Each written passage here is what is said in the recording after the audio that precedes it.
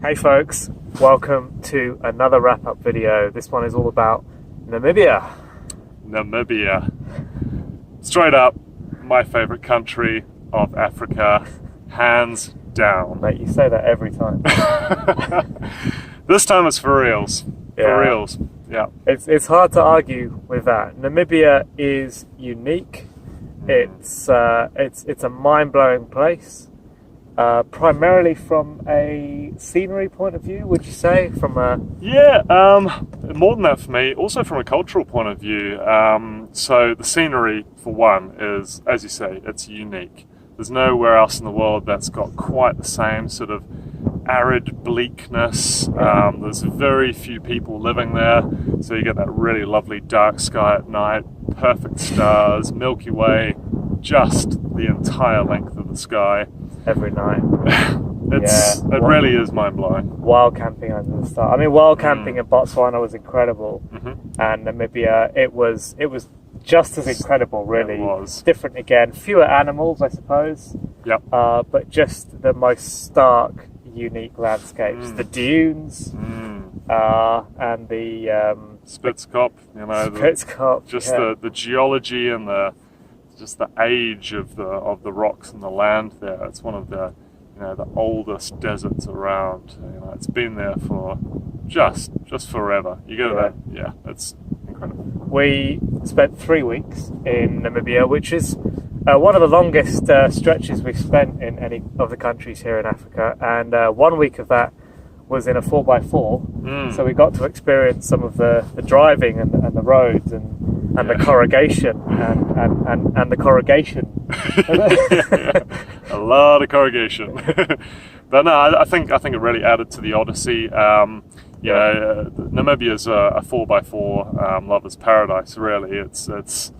just, you can just explore. It's one of those places. It's very free to do what you like. And I really loved it for that. For the cycling, it's tough. It's really challenging. The corrugations and the dirt roads make for a pretty hard time on the bike. Yeah, our chosen route through to South Africa from about the middle of Namibia was via the Fish River Canyon on lots of dirt roads, gravel, some good, some very bad. Yeah. Our bikes did suffer. You broke a few more spokes. A few spoke breakages, a few lost items, and Mary had a puncture, and not too bad. We got through okay. But we got through. Yeah. I think for me, as far as those roads and cycling concerned, I'm a little bit more enthusiastic about them now. I think I would go and cycle more roads like that in the future, particularly with the bike I brought, because I think it handled those roads really well. You did say it was going to be bomb-proof, and it proved its worth. It was, yeah. I've really had no issues with it. So, how did you find then the German colonial side of its history and its society? We've been going through Africa. A lot of East Africa has that British heritage. How did you find the German side of it? It's different. It's fascinating, but you can definitely feel the Germanic side coming through. You can, in the same way that we go to Germany, we feel the Germanness of it. You definitely feel that in Namibia. You definitely feel the sort of just everything that's German about life. You feel it there, kind of the punctuality and the formality of things. It's there, but interestingly, it's mixed in with the local cultures. There's a lot of mixing going on. That's the thing that I really took away. We've seen a lot of sort of the multicultural side of Africa. A bit of white and a bit of black mixed in here and there. But with Namibia, you've got the German side. You've got the Afrikaans side from South Africans coming up. You've got the Khoisan people. You've got the Black Bantu tribes. It's this real blend, a mixture of and the so many. The Namas, There's just so much. So many tribes, and it kind of works in my opinion. It's It's got a really nice, interesting cultural flavour to it. It's Yeah. a real interesting blend. I think Namibia has got the highest number of languages per capita Yeah. in the world. It's only got a population of about 2 million or Yeah, a something. bit over 2 million. And like 60 or 70 languages, Incredible. which is insane. But from a cycling point of view, Namibia, it's tough, but it is so worth it. If you're coming to Africa, as we said back in the Malawi wrap-up video, Namibia again was a country that we nearly missed off of our route. We were going to just come straight through and do the faster route, but Namibia well earned its place. So glad we got there, and yeah, I would put it high up on the wish list of anybody's travel plans, particularly travel cyclists. Yeah, what a place. A word of warning: if you're going to cycle in Namibia and do it properly, you need about 6 weeks, really.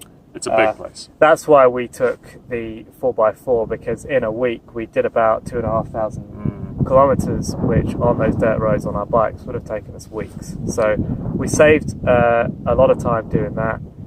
We got a mix of everything. We got to see the Skeleton Coast, one of the most inhospitable environments on the planet, the shipwrecks that are out there, and with the 4x4 we also got up to Etosha. The national parks in Namibia are much better value. Yeah, that's another thing to say about Namibia.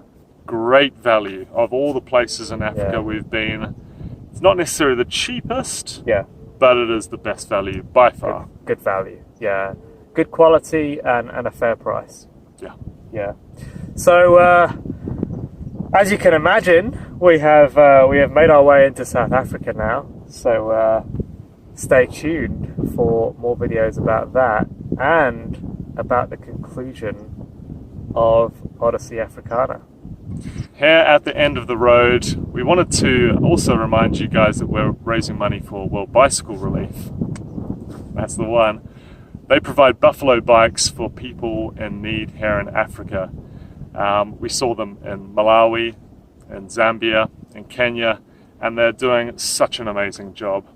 Yeah, they really are. We have been blown away by the work that they've done here in Africa. We've gotten more and more enthusiastic as we've gone through our journey about what they're doing, because we've seen more of their product on the road, and we've seen more of their customers or recipients of the bikes and the lives that have been changed, and we're just more and more proud of our own achievement as well, that we've done it on bicycles and proven again and again the power of a bike, what you can do with it. So for these guys in small businesses, individuals, schoolgirls and all the rest of them, your donations, such a difference. I guess one of the things that I one of my big takeaways from Africa is, forget about food issues, forget about water issues. They're not really the big issues of Africa anymore. It's that next step up. It is mobilizing the people here. And that's really what the African people here need at this stage. So every donation would make a massive difference to lives here. A disproportionate difference is the word I was looking for. Disproportionate difference for what you're giving. So cool. Thanks again for all of your support. We really appreciate you following our journey here in Africa, and we'll see you again very soon on the Facebook page and in upcoming videos. See you shortly.